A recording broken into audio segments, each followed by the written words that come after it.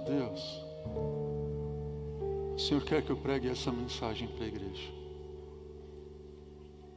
E eu venho aqui em nome de Jesus apresentar isso a vocês.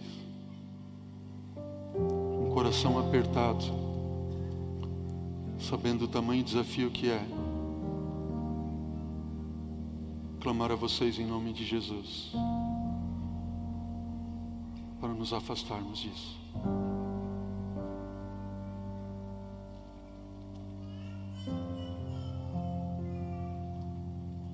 Essa menina, ela perguntou para mim assim: pastor, tem salvação para mim? O áudio tem 14 minutos, eu não coloquei tudo. Mas nesse áudio, ela fala assim, em algum momento: pastor, em uma das noites, ela estava assistindo um seriado, ela foi para a cama dormir, e o inimigo, o demônio, se manifestou no quarto dela. Se inscreva no nosso canal para ajudar a compartilhar a palavra de Deus para mais pessoas. Querida igreja, quero pedir para que vocês abram a Bíblia no livro de Filipenses capítulo 4. Filipenses capítulo 4.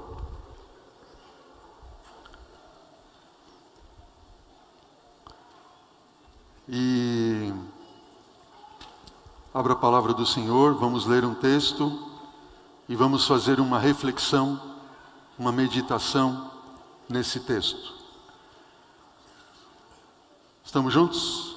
Antes de lermos a palavra do Senhor, eu quero pedir que você olhe para mim nesse momento. Olhe para mim, em nome de Jesus. Todos que estão nas galerias, olhem para mim e entendam o seguinte.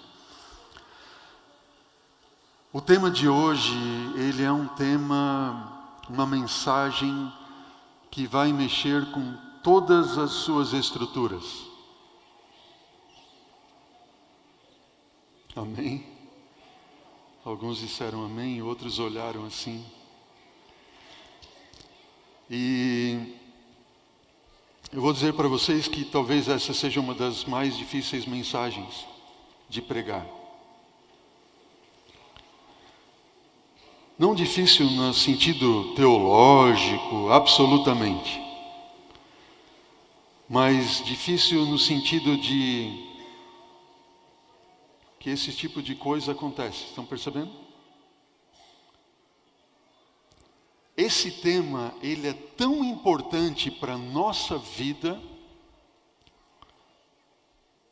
que talvez você não tenha noção de quão profundo é nós buscarmos entender o que nós vamos estudar hoje e juntos clamarmos de Deus forças para viver de acordo com aquilo que o Senhor tem para nós hoje.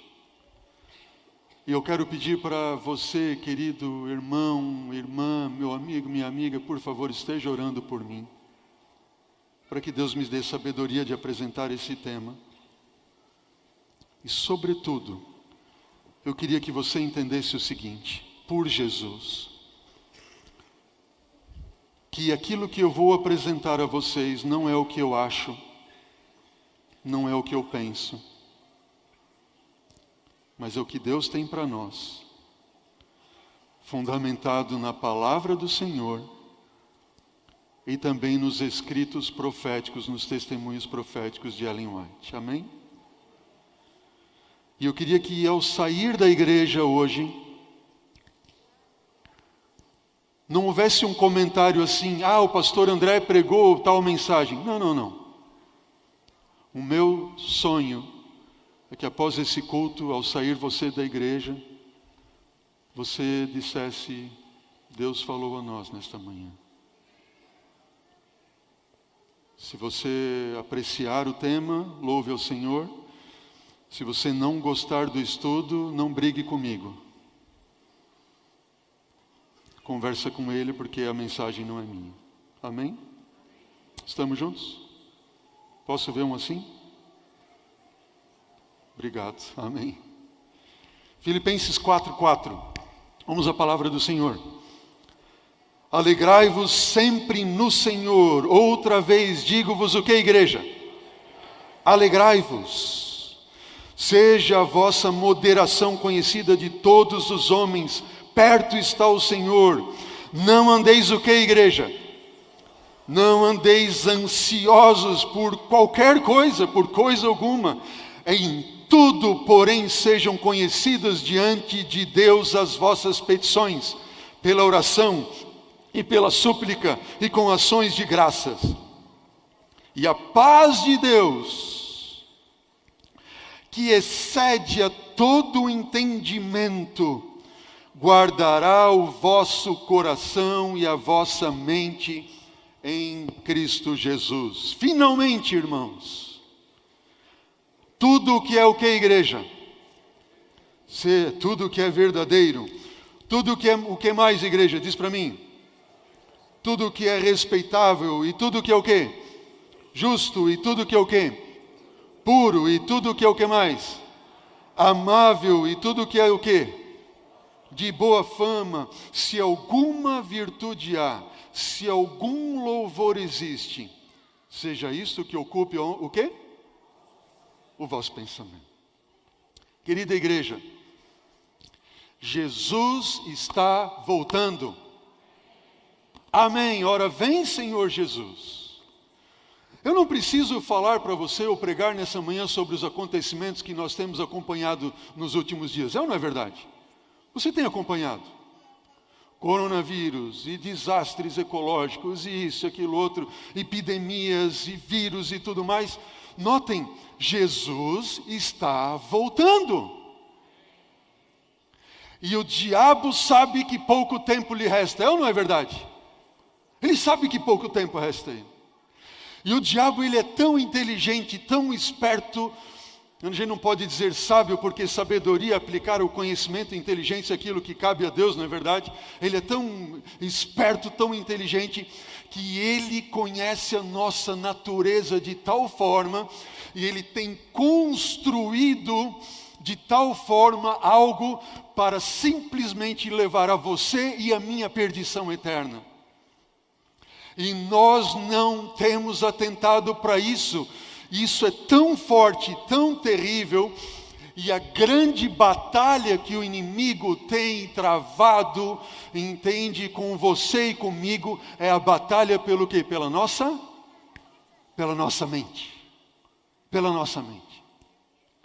Se o diabo conseguir tomar a tua mente, a minha mente, acabou. Nós estamos perdidos. E ele ganhou a batalha. É ou não é verdade? Eu estive estudando acerca dessa batalha pela mente e pelos pensamentos. E eu descobri algumas coisas bem interessantes. E eu quero compartilhar com vocês nesta manhã. Esse indivíduo, Wilhelm Humboldt, eu acho que é isso o nome.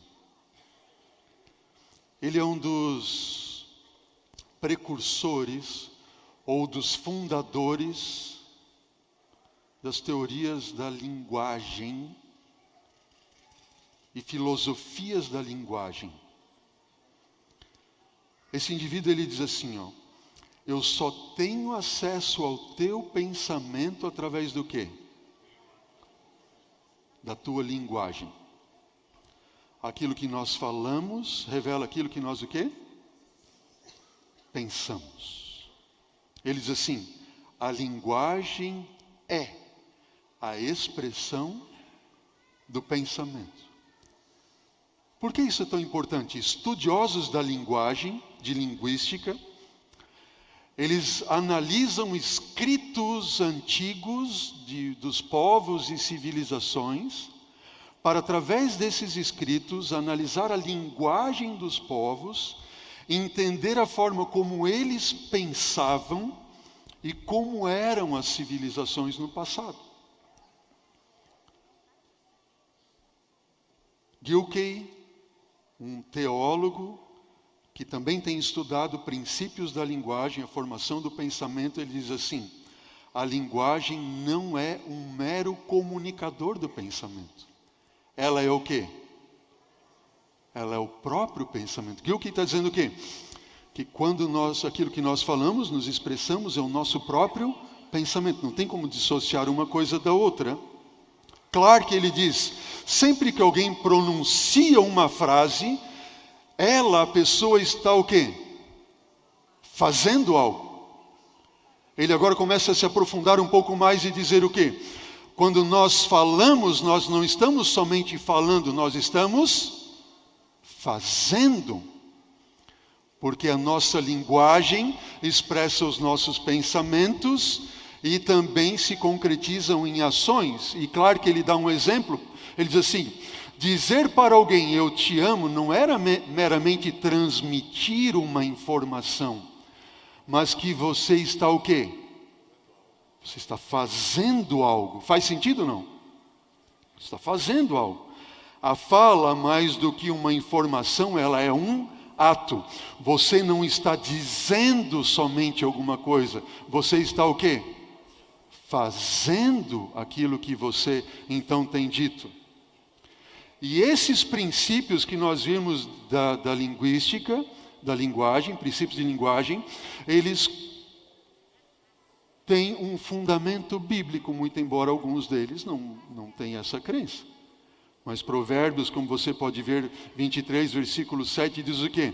Assim como você pensa na sua alma, assim você é. Os estudiosos de linguagem, eles pegam, por exemplo, o seguinte.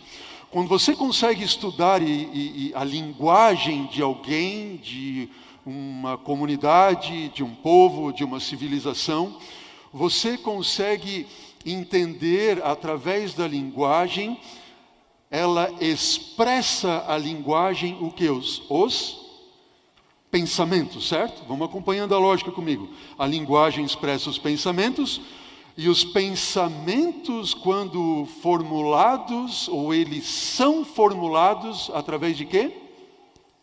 De histórias. E nós podemos ler esse quadro ao contrário. Na verdade, os estudiosos de linguagem, eles partiram deste princípio e eles entenderam o quê? Que as histórias, isso aqui é o mais importante de você entender hoje, tá bem?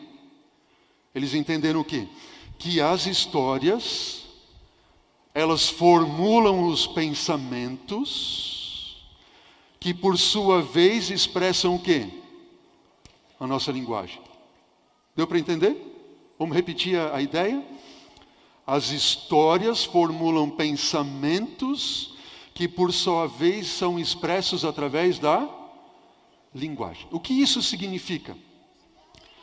Significa que quando você tem os seus pensamentos que são formados por histórias, que são expressos através da sua linguagem, isto vai revelar o que, igreja? Diz para mim. Quem você é, quem eu sou. E aquilo que eu sou, ou quem eu sou, vai revelar para mim qual é a visão da realidade de Deus que nós temos, ou podemos formular.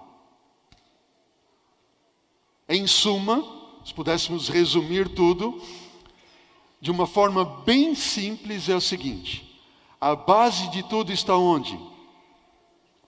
Nas histórias. Deu para entender? As histórias formulam pensamentos que são expressos através da linguagem.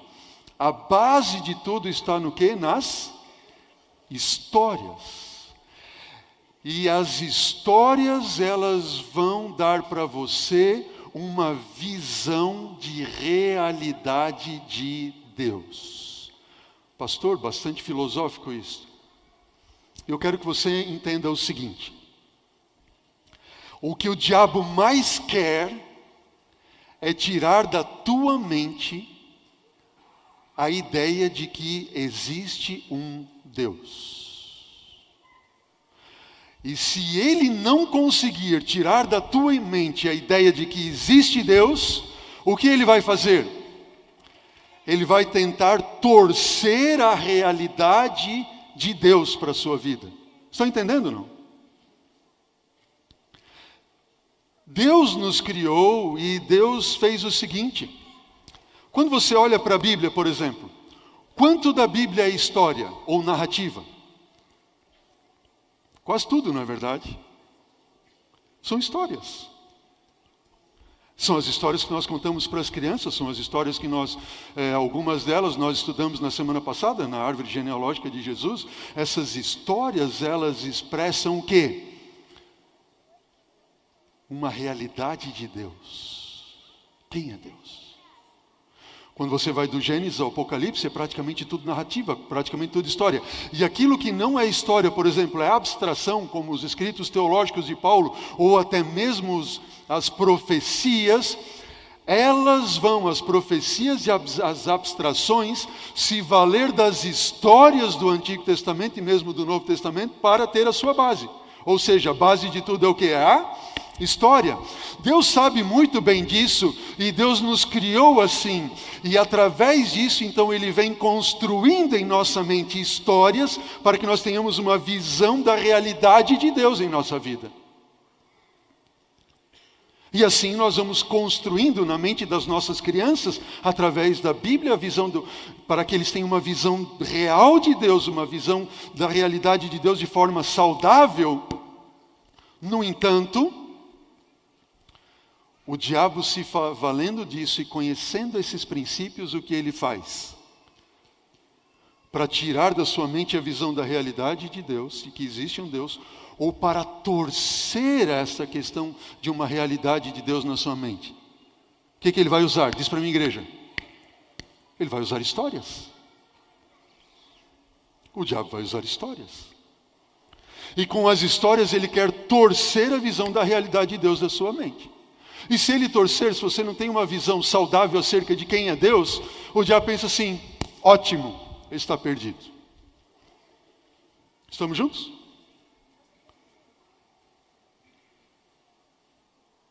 Aí você começa a pensar assim, quem é o principal ou o primeiro responsável para construir histórias na nossa mente? Não são os pais? Quantos aqui são pais? Quando nossos filhos começam a ter noção da vida, da realidade de vida, essa realidade de vida está sendo construída através das histórias que os nossos filhos passam a ter por experiências conosco, com seus pais. E os pais, então, eles estão transmitindo para os filhos, através das histórias vividas com eles, uma realidade de mundo, uma realidade de Deus. Por isso que Ellen White tanto diz o quê? Que os nossos filhos, os pequeninos, eles vão ter uma visão de Deus de acordo com aquilo que os pais forem para eles. E muitos têm uma visão distorcida de Deus porque não tiveram o quê? Pais que foram modelos. Faz sentido ou não? Pense comigo o seguinte. Através dos pais e das histórias com os pais, Deus quer firmar na mente dos nossos filhos e na nossa mente aquilo que se chama identidade e propósito. Quem é você e o que Deus quer de você, qual é o propósito que Ele tem para a sua vida. E o diabo quer tirar isso de nós. Aí eu reflito com vocês e penso o seguinte. Quanto das histórias deste livro e quanto tempo nós temos passado para ler as histórias deste livro em nossa vida, a fim de termos uma visão saudável da realidade de Deus? Vamos ser sinceros, irmãos. A gente tem dificuldades de ler a Bíblia, é ou não é verdade? É ou não é verdade? A gente tem dificuldade de ler a Bíblia. E quem é o maior interessado que você não leia a Bíblia? Por quê? Porque ele sabe que estas histórias vão dar para você uma visão saudável de Deus. Se você tiver uma visão saudável de Deus, Ele não tem como derrubar e tomar a sua vida e levar você ao fracasso e à perdição eterna. E o que o diabo vai fazer para que você não tenha uma visão saudável de Deus? Para que você não leia a Bíblia? Olha o que diz agora esses textos do Espírito de Profecia. Todos eles dizem assim: vi que jovens e adultos negligenciam a Bíblia e não fazem da Bíblia, deste livro, o seu estudo e regra de vida como devem. Os jovens, eles são especialmente culpados desta negligência. A maioria deles está preparada e dispõe de todo o tempo para fazer o que? Diz para a minha igreja. Para ler qualquer outro livro. Qual deveria ser a nossa regra de vida e de fé? A Bíblia. Só que daí o diabo vem, ele diz assim: bom, se são as histórias que vão formular os teus pensamentos e vai revelar aquilo que você é ou irá se tornar, dando a ti uma visão de realidade de Deus, saudável ou não saudável, até mesmo tirar, o diabo ele vai usar histórias para te destruir. E aí ele cria livros de histórias.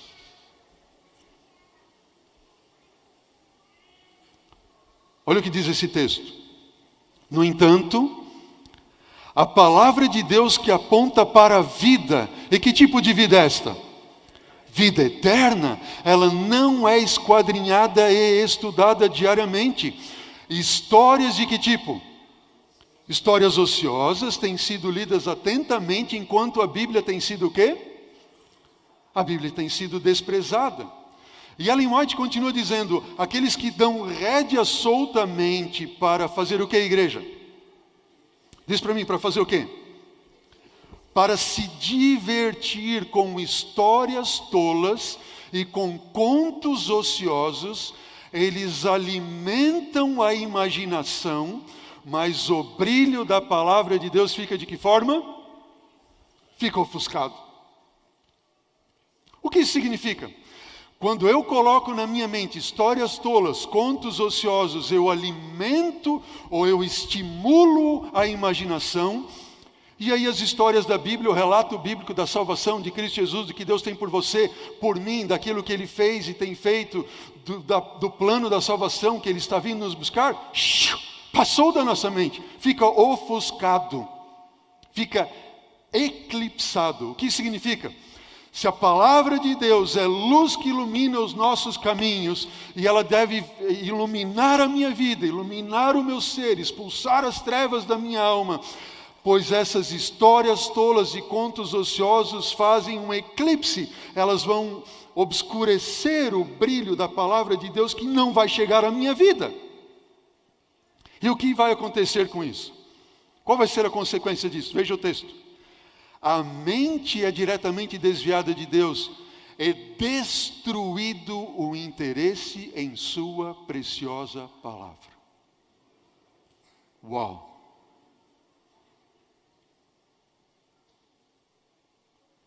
Por que é que nós não temos vontade mais de ler a Bíblia, então? Segundo os estudos científicos de linguista, da Bíblia e do Espírito de Profecia, por que nós não temos mais interesse em ler a Bíblia? Que nós colocamos essas histórias tolas e contos ociosos em nossa mente. A palavra de Deus fica o quê? Eclipsada diante de nós. E isso faz com que seja destruído qualquer interesse pela palavra de Deus. Os leitores de que, igreja? Ficção. Estão melhor dizendo, entregando-se a um mal que faz o que, igreja? Destrói a espiritualidade. E faz o que mais? Oculta a beleza da história sagrada. Deixa eu perguntar para você. Quando que esses escritos foram escritos? Está falando de histórias em livros, certo? Histórias ociosas, tolas, ficção. Vocês acham que eu feriria o texto, ou melhor dizendo, vocês acham que eu feriria o princípio do texto, substituindo leitura por assistir? Ferimos o princípio, sim ou não? Não ferimos o princípio. Porque todos os filmes, todas as novelas, todas as séries ou seriados, elas são primeiro o quê? São escritas. É ou não é verdade?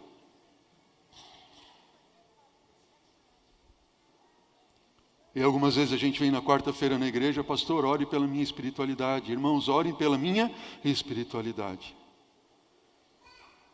Talvez nós devêssemos mudar esse pedido e dizer assim, por favor, ore para eu sair diferente da televisão. Ore para eu sair da frente dos seriados.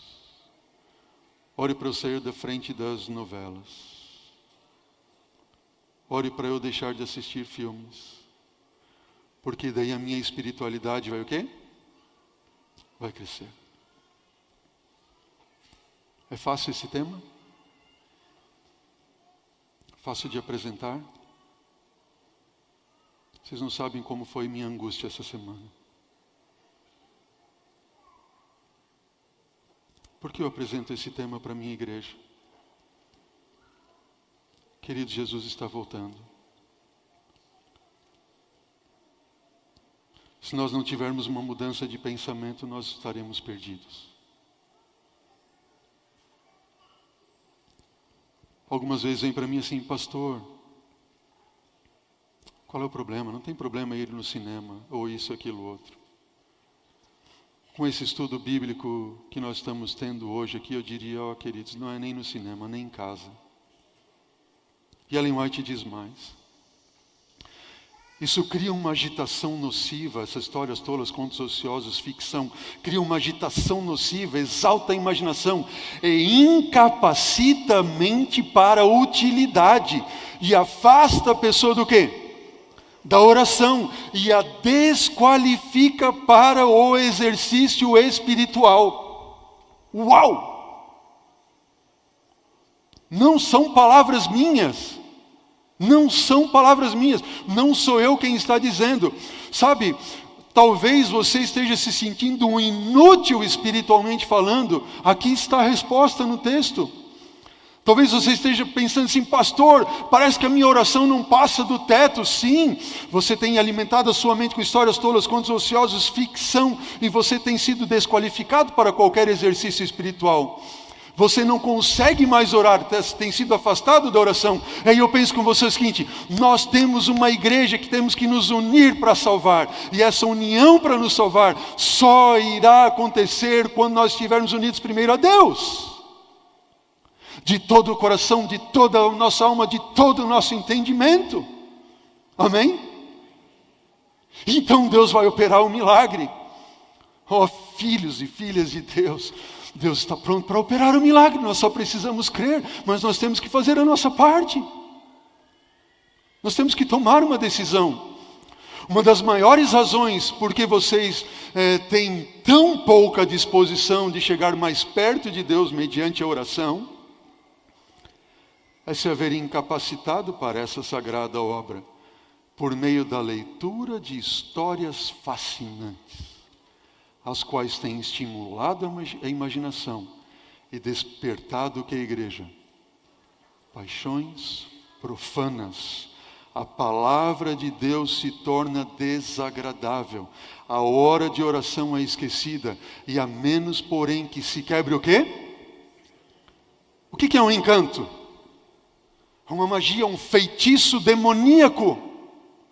A menos que esse feitiço demoníaco seja quebrado, hão de em breve compreender que a porção do transgressor é a parte que lhes cabe a eles. Por que cada ano que passa tem sido mais difícil pregar a Bíblia? Sabe, pense num pastor jovem. Para ser um pastor dos jovens hoje, o camarada quase tem que ser um malabarista, né? Ele tem que vir na frente do púlpito e fazer tudo, e luz, e tudo mais. Por quê? Porque a mente está tão excitada que não tem mais vontade nas coisas do céu. Faz sentido ou não? E quando alguém vem à frente para pregar a palavra de Deus, isso não...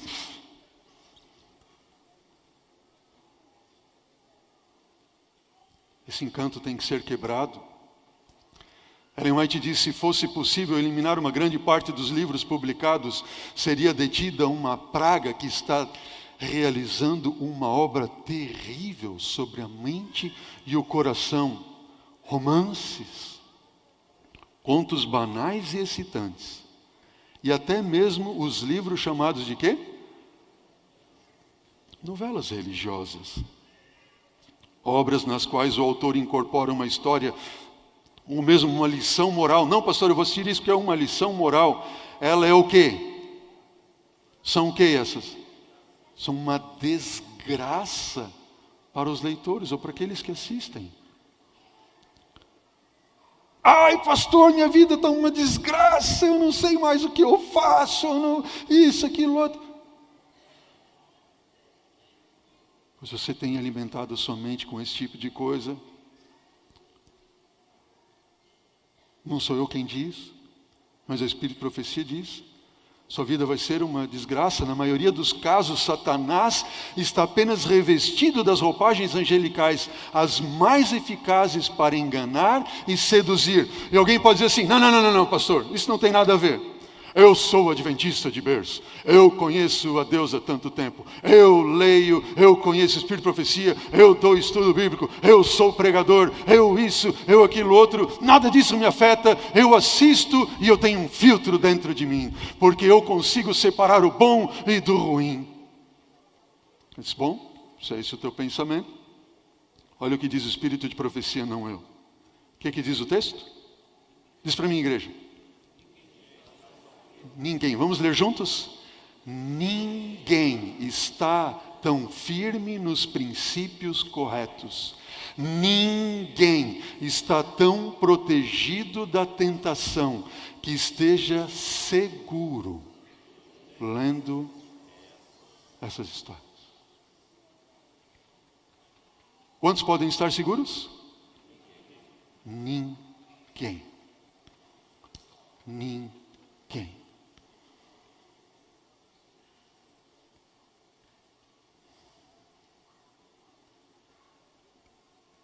Os pais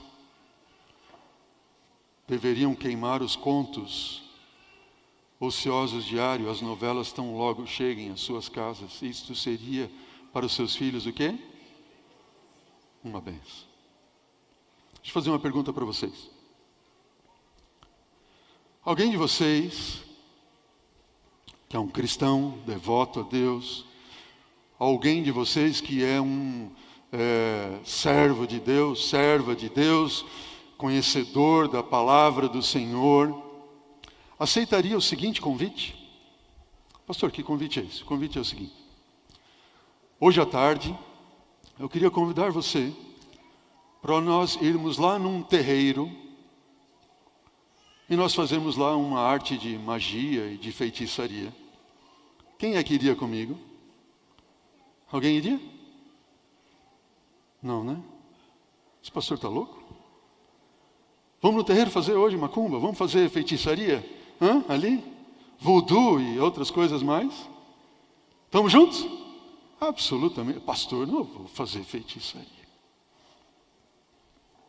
Olha o que diz o Espírito de Profecia, não eu. Estimular a leitura desses livros é como praticar feitiçaria. Eles confundem e envenenam a mente. Nenhum de nós jamais teria coragem de ir num terreiro de macumba praticar feitiçaria e satanismo e tudo mais. Mas em muitos lares tem sido levantado altar a Baal e a demônios, praticando-se feitiçaria através de seriados, de filmes, e de outras coisas mais. Sabe por quê? Sabe qual é o princípio bíblico que está por trás disso? Bom, a Bíblia diz que um dos títulos para Satanás é Belzebu. Já ouviram, não é verdade? Quer dizer, Baal-zebu, Belzebu. Sabe o que significa Belzebu? Belzebu significa o Senhor das moscas. Diz para a minha igreja, o que é Belzebu? O Senhor das moscas. Quem é Belzebu? Satanás. Satanás, ele é o Senhor das moscas. Se ele é o Senhor das moscas, pergunta a você, quem são as moscas? São os demônios caídos, anjos caídos, é ou não é verdade? São os demônios que atendem a ele. Ele é o Senhor das moscas, ele é o líder dos anjos caídos, dos demônios. E eu pergunto para você, onde é que as moscas vão? Vão na rosa, né? Extrair o néctar, é assim? Não, as moscas vão onde? Vão aonde? É lá onde você pensou mesmo. Elas vão no lixo. Elas vão no esgoto. É ou não é verdade? E toda vez que você liga o seu televisor, ou o seu computador, ou o seu tablet, ou mesmo o celular, não importa a tela, se é de 5, 7 polegadas, se é de 20 polegadas, 30, 50, não importa o tamanho da tela. Intenta-se aqui a entender que qualquer uma dessas telas, elas estão jogando para dentro da sua casa e para dentro da sua mente o quê? Esgoto, lixo. E quem é que você está atraindo a esse esgoto e a esse lixo? Vamos assistir um filme legal? Vamos lá, aí a gente convida quem? As moscas para fazer companhia com a gente.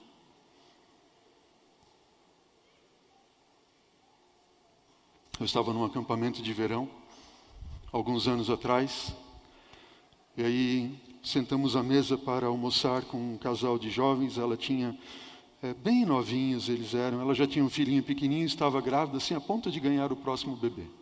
Ela podia até ganhar ali, começar o trabalho do parto durante o acampamento.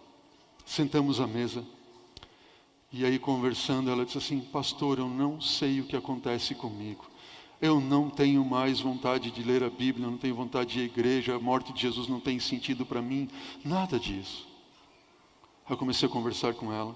Sabe qual era o passatempo dela quando ela então era mais jovem? Até então, assistir filmes, ir ao cinema.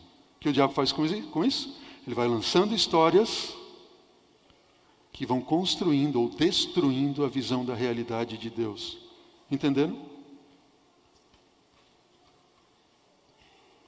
E eu estava pregando essa mensagem como estou apresentando aqui para vocês hoje, em uma outra igreja. E eu me encontrei com uma menina, uma jovenzinha no final. E ela veio para mim e chorava. Pastor, tudo que o senhor falou foi para mim, isso, aquilo, outro. E eu disse assim, filha, você me permite gravar isso que você está falando? Pode abençoar a vida de outras pessoas? Ela disse, sim, pastor, pode gravar. E ela começou a falar. Eu quero mostrar para vocês 40 segundos desta conversa. Só 40 segundos. O áudio não é bom, mas eu queria que você prestasse atenção nesses 40 segundos desta conversa e perceba o que ela fala. Note bem. Ai, meu Deus. E por incrível que pareça, assim, depois que eu comecei a assistir, nem nada me toca. Nem o culto, nem a pregação. Eu leio a Bíblia assim, faz sentido. Eu fico até triste de falar isso, mas na hora que o senhor falou da menina do acampamento, para mim também às vezes não tem sentido a morte de Jesus. Eu fico pensando que, sabe, não tem sentido essas coisas e eu só fico focando naquilo. É como se eu entrasse naquele mundo e o mundo que é real não existe, entendeu? Que é tudo a parte de Jesus. E começou a ficar tudo um desastre, sabe? E O áudio não está muito bom e reverbera um pouco, mas ela está dizendo o seguinte, pastor, desde que eu comecei a assistir esses filmes, esses seriados, tudo começou a ser uma desgraça para mim. Quando o senhor falou da história da menina do acampamento, Para mim é a mesma coisa, a morte de Jesus. O pastor pode pregar da morte de Jesus, falar que Jesus morreu para me salvar, que Ele se entregou para me libertar. Isso não faz mais sentido para mim. Não faz sentido algum. Pastor, minha vida passou a ser uma desgraça. E ela falou assim, é como se eu tivesse entrado num mundo, e um mundo que não é real, e eu não conseguisse mais sair dele.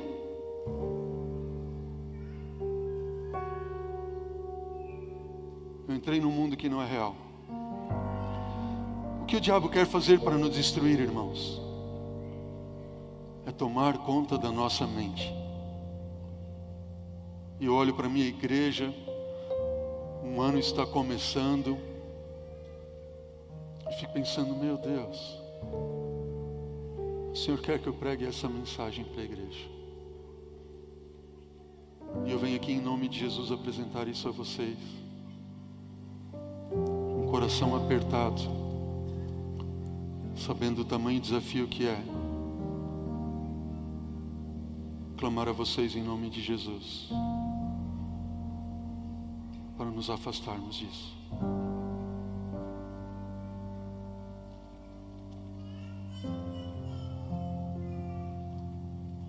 Essa menina, ela perguntou para mim assim, pastor, tem salvação para mim? O áudio tem 14 minutos, eu não coloquei tudo. Mas nesse áudio, ela fala assim, em algum momento, pastor, em uma das noites, ela estava assistindo um seriado, ela foi para a cama dormir, e o inimigo, o demônio, se manifestou no quarto dela. E ela clamava a Deus, e até que ela conta como se fosse unhas assim, passando desde a minha nuca até embaixo na minha dorsal e na minha lombar. E ela orava e dizia, Senhor, tira de mim isso. Pastor, tem salvação para mim, o que eu faço? Eu disse para ela, filha, tem salvação para todo aquele que crê em Jesus, amém? Tem uma forma de você ser liberta. E esta forma de você ser liberta é fazer um jejum. Fazer um jejum. E eu descobri isso, sabe o que é? Minha esposa esteve adoentada com uma doença autoimune que descobriu há cerca de 6 anos atrás. E essa doença autoimune que não tem cura, aqueles que sofrem de algum tipo de doença autoimune sabem que não há cura. Ela foi para a nossa clínica lá em São Roque. E o médico lá ao examinar disse assim, olha, para começar você a ter resultado, a Alessandra sabe isso muito bem, você precisa fazer o quê? Uma desintoxicação.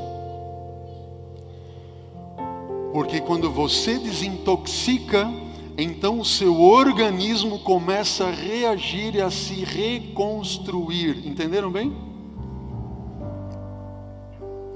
E o princípio para nossa mente e nossos pensamentos é o mesmo. Para nós vencermos, nós temos que fazer o quê? Uma desintoxicação mental.